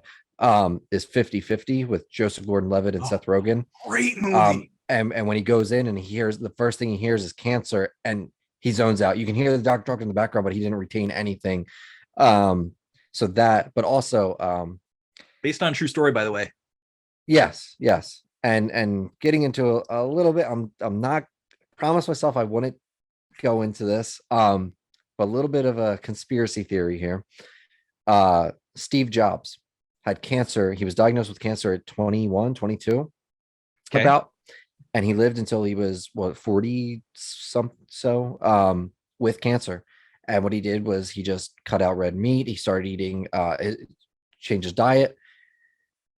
What ultimately killed him was chemo. And the only if he hadn't gotten the chemo, he probably would have prolonged his life and lived a full life. Now, where the conspiracy part comes in is that they say that they wanted him out, and they got his wife to convince him into that. She got very worried about him and convinced him to take the chemo, and that's what ultimately sped up the production of the cancer cells and then ended his life. But there's stories on both sides here. Yeah,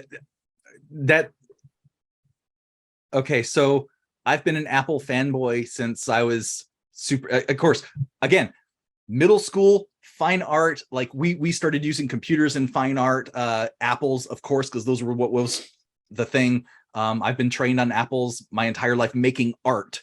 Apples were the first machines that really allowed to easy video editing and like all sorts of this cool stuff that people now kind of take for granted because it's on their phone. Apples were the first to do that, and he had the vision for it. So I've always been a little bit of a Steve Jobs fanboy, and I know that there are myths of all different things around him. What I recognize is that he went on a spiritual journey in, I would say in college, but I mean, dropped out of college, and really chose his own path. He had this high fruit diet through the early days of Apple. Like, fruit was all he would eat. He, to the point that he became malnourished multiple times. And really?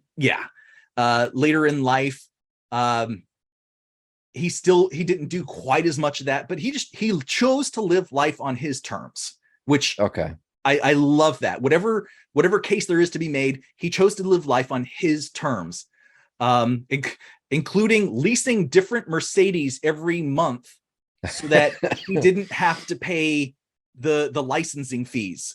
Because for 30 days, you can get away with not having tags on your car. So he just changed his car out every 30 days. Live life on your own terms. That's what it is, right? You can be who you are and just embrace it 100%, because that's how you actually stand out and live the life you want. I know that his last couple of years of life, he advanced the science of cancer dramatically. Because he pushed for gene sequencing that wasn't around yet. He donated a ton of money for them to like understand what types of cancer had what types of genes and how they were shifting.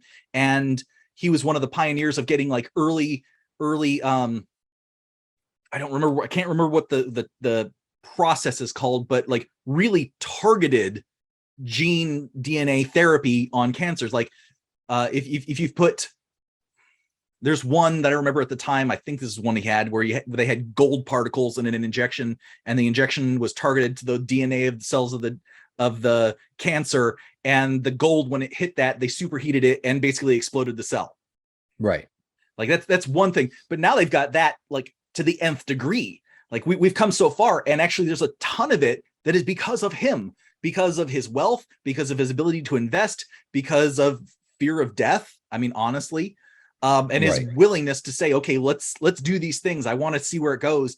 He advanced the science behind that stuff an easy 20 years.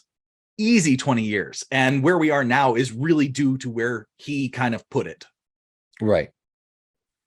But as far as fighting something for his whole life, I don't know. I wasn't there. I didn't experience, but I know that he had a lot of challenges in his body that he mitigated by his diet choices, by his lifestyle choices, and by his sleep patterns.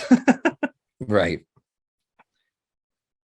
So where were we before we went down this rabbit hole? I believe we were back. Oh, yeah, Egypt and the vibrations and ancient. So ancient monks would move the giant boulders. So with vibration. I tend to think that there is a science, there is a concept that we have missed, that we are not privy to, that is basically the equivalent between the horse and the first automobile. And maybe we've all gone down this automobile route, and maybe ancient technologies had more of like the horse that they super updated and upgraded, and it was like a horse with more horsepower. Henry Ford said, if I asked people what they wanted out of company and out of transportation, they would say, I want a faster horse. So he made them a car, right? That's the famous quote. Like, people don't know what they want until they get that solves all the problems, and then, oh, that's it. I think that there's a lot of technology, a lot of processes, a lot of things that happened before our ability to research and understand and know that we miss out on, and that frankly are probably a little bit better for the planet. That's my concept, is it got to be better for the planet. It's got to be better for the environment. It's got to be better for this stuff. I don't actually know. There's still stories. It would make sense that it would be a more natural way, because that was the resources that they were dealing with. Yeah, whereas except we're talking about Atlantis and Lemuria as part of that same thing. Like, if everybody had this technology and they misused it and the land sunk. True. Like, there's challenges to everything here, and we don't know what that is. When you remember that what we see in museums of dinosaurs is not the dinosaur, it's not the dinosaur's bones, it's the minerals that went in and replaced the dinosaur's bones. We're looking at a mirror of a thing. Like, that's how we're looking at all of the past. We don't know, and so much of what we think it's from pictures, it's from deductions, and they're not great deductions. As people, we don't deduce well, because we base it on our experience, our knowledge, and what we see now. That's how we relate to the past. And there's, again, the pie. We're at the 33%. What is the rest of the 66? I think that there's probably technologies out there. And I was going to say, Edgar Cayce said in some of his stuff, if you're familiar with Edgar Cayce at all, the sleeping prophet, this guy like would go into like a meditative state and then say all sorts of things that either came true, or sometimes he would help people find things in their house that he had no way of knowing where it was. Like, okay, some crazy stuff. But he said, look, there's still some of this technologies. There's still libraries available. The Library of Alexandria, like, may have burnt up at one point in time, but there's still copies underneath the Sphinx in Egypt. Like, there's a huge library connecting underneath Egypt that the sands have just covered and buried, that we haven't yet even discovered yet. And it's sometime in the future we'll finally figure that out. And people look at this. There's also the library in the basement of the Vatican that no one is allowed to enter. Yeah, Um, well, it was, okay. So if you collected stories over the last 2,000 years that were either supporting or breaking down what you wanted people to believe, I would put them, I don't know about you, I'd put them in a vault where it was really limited. I right, wouldn't want people access to that. You know, the Council of Nicaea said, okay, this is what the Bible's going to say. Here's the first part. Here's the second part. Oh, we're going to trash these couple of other stories because that kind of conflicts with some of it. And, you know, they chose what goes into the Bible. They chose the story that they wanted to tell and translate that ended up moving forward through, you know, and then they said, okay, well, the clergy only speak in Latin. So the common people don't actually understand what's in the Bible. They're just, you know, it became an object of control. Throughout history, this is our challenge, is moving through control versus respect versus knowledge and experience. We're grateful now, at least I'm grateful now, to be living in a time where information is much more free. That doesn't mean it's true.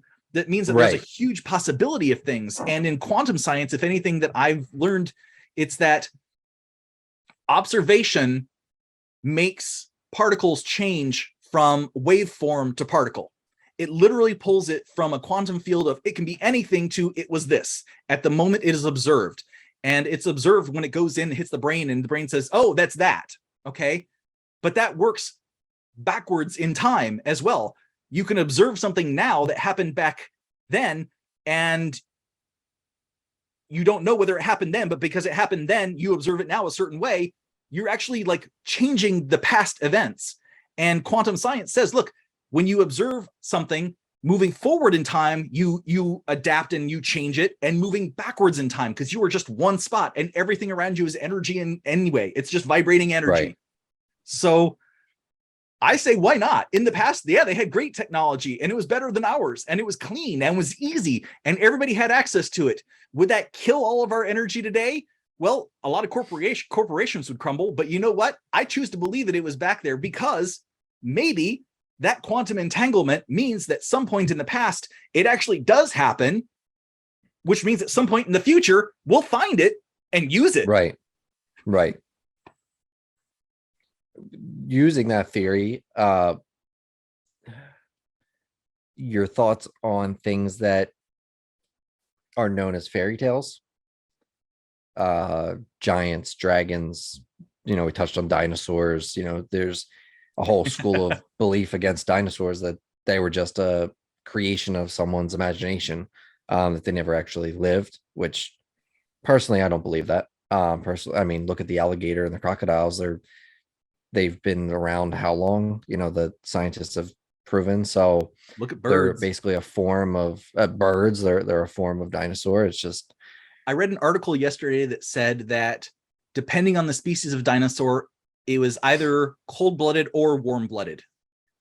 The recent ability to look into I don't even know what they're looking into now, and it's just astonishing to me. right, right, You know, but enough of it is saying, look, maybe the T-Rex was warm-blooded. Maybe some of these other creatures were warm-blooded, and it has less to do with them being like similar to alligators and crocodiles, which is a very Aristotelian way of looking at it. They're green, therefore they must be the same, and is much more a way of saying birds, their feathers, their bones, their structure, their brains have a lot more in common with what we see in the fossil record of dinosaurs than maybe even crocodiles. So, you know, maybe right. they're more tied in, and that kind of blew my mind. Okay, great. Dinosaurs can be warm-blooded. Awesome. That explains not a whole lot to me because I don't understand dinosaurs. Right. But I love dinosaurs. As a kid, I loved dinosaurs. But and I see no reason in any way that any of that stuff has to be pure fantasy. Right. There are fossil records, bone records of islands near Australia, down yonder, of people that got trapped on the island. The resources were sparse. They were trapped with these pachyderms, these elephants, and over hundreds of years, both the people and the elephants shrunk. They became hobbit-like and dwarven. And that's a there's a name for that. When you put something, a creature or human, animal in a smaller area, they become small, and when you put them in a bigger area, they grow large. As long as they have enough food and resources to maintain them. Yeah, right. Absolutely. And that's just, it's part of the cycle, the way that life functions. We adapt, we change, we shift, we grow, we face our fears and our challenges, and we figure out how to survive with it. That's the remarkability of being human, and right. Actually being alive, because the elephants, it happened with them too.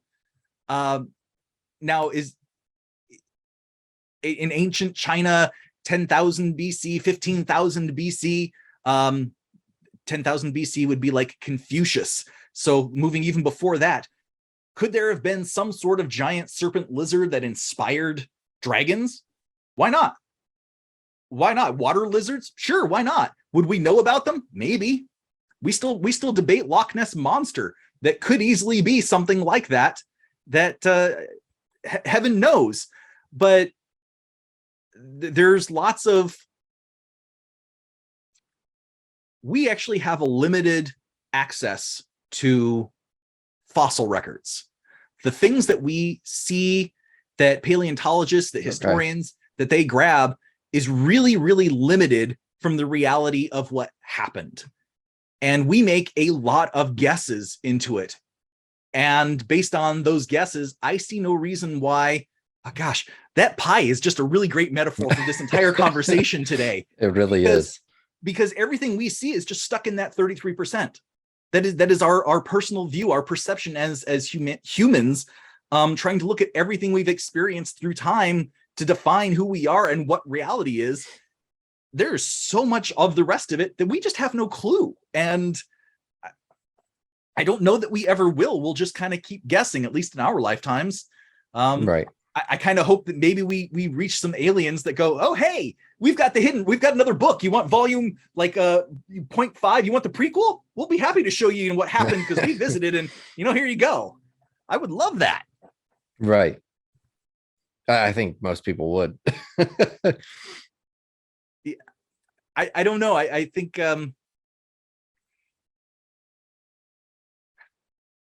think a lot of the world is reflecting on that map of consciousness again.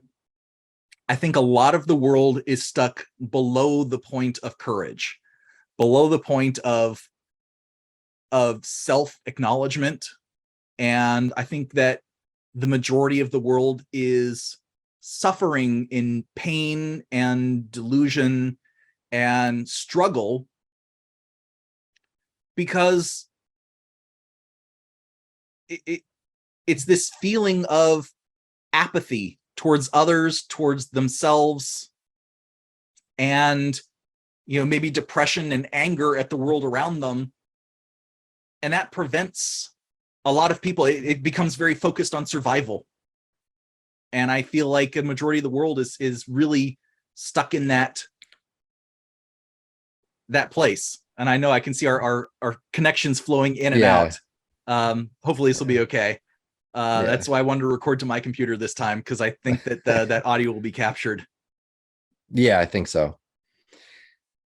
Well then, I mean, unless you have more to add, I would say let's wrap it up with that and give one piece of advice to everyone. Like you said, everyone's living in that lower on the scale. What is something that everyone can do, one action or maybe multiple actions that everyone can take right now in their everyday life, day to day, that would improve their overall well-being, honestly, and strive to make the world, baby step the world to that better place, that unified place?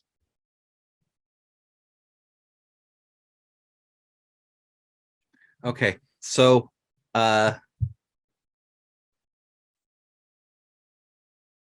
okay, real quick. Is it okay if I swear? Go ahead. Okay. There's a guy I've been following on Facebook.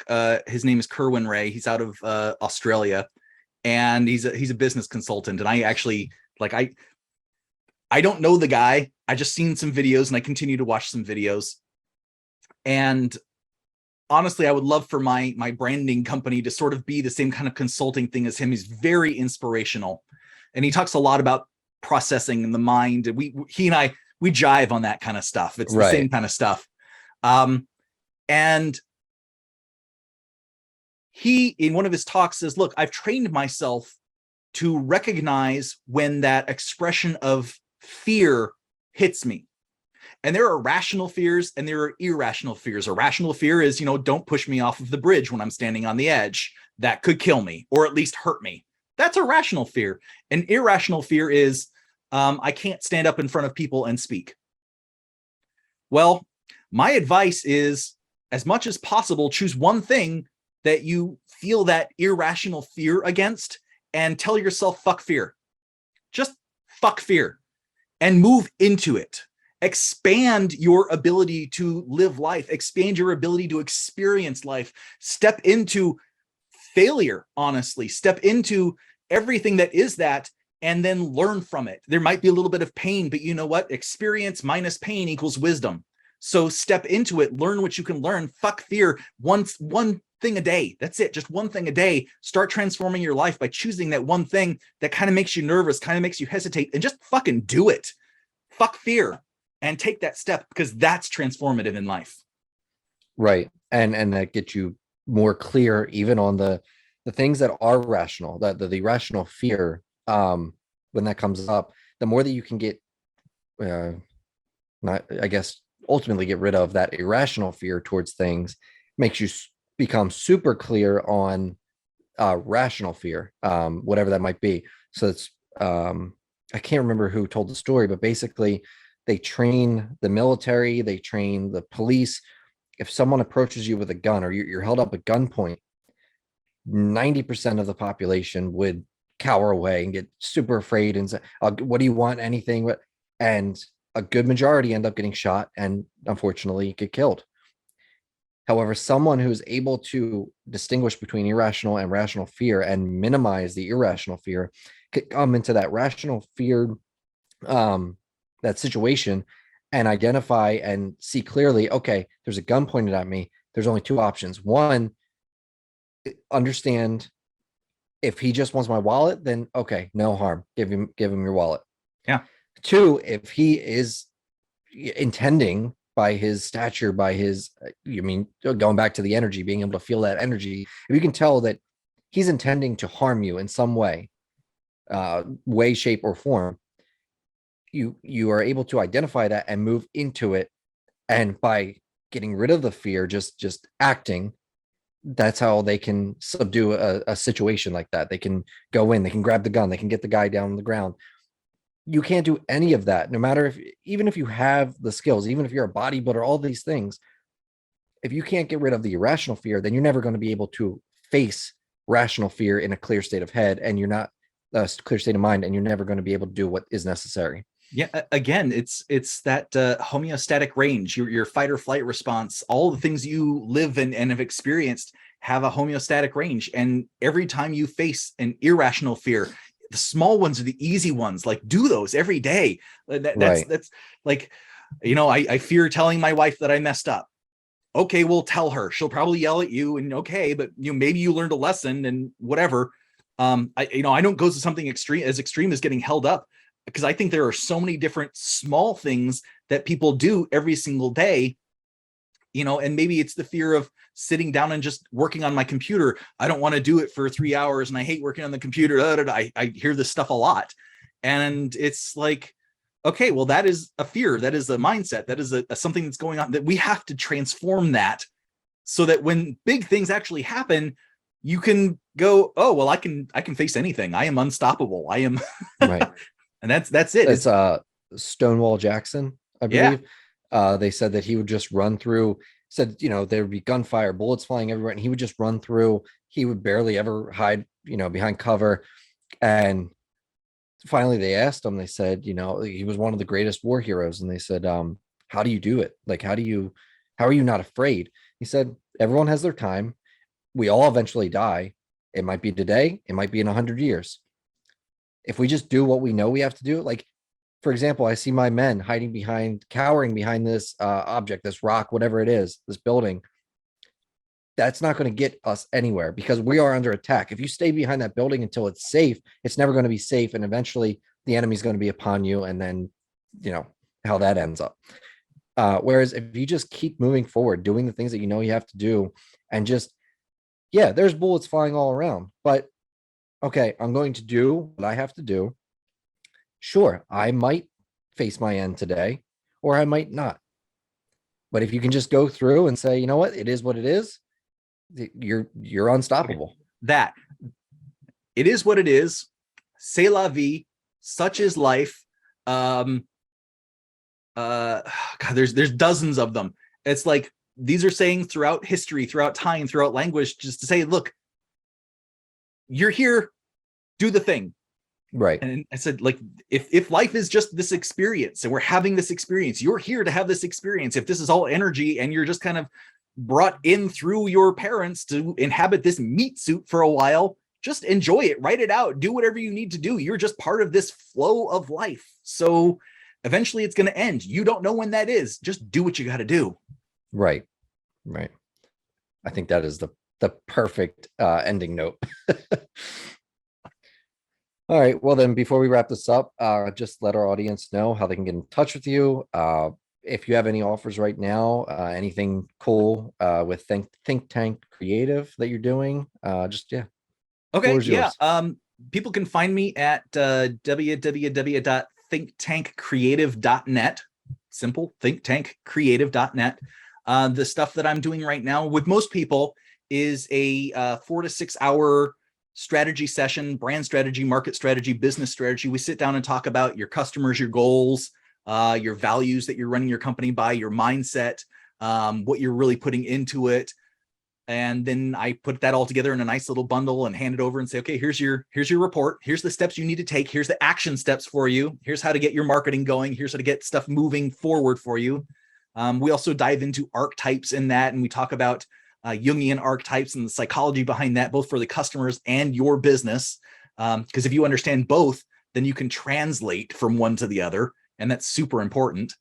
And I call that my power story, which is just, you talk to me and I listen and reflect. Okay, here's your story. Here's what's super powerful. Here's what sets you apart from everybody else. And here's where you should really leverage about your genius, your skills, and your story to help your business and your marketing flow much better. That's my main offer that I'm helping people with.